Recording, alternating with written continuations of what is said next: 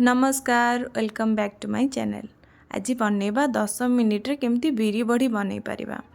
सकाळु उठी बिरी को प्रथमे गरम पानी रे हल्का उषुम पानी रे टिके बतुरई देइथिली 4 घंटा पई।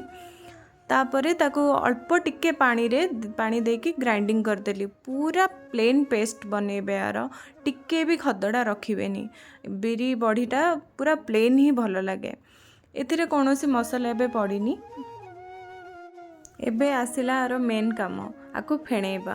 मु एथिरे ब्लेंडर यूज करिछि। एटा मु केक बैटर बनैया पई बेसिकली यूज करे, किंतु ए बिरी बड़ी बनैला बेले एटा बहुत हेल्प करे।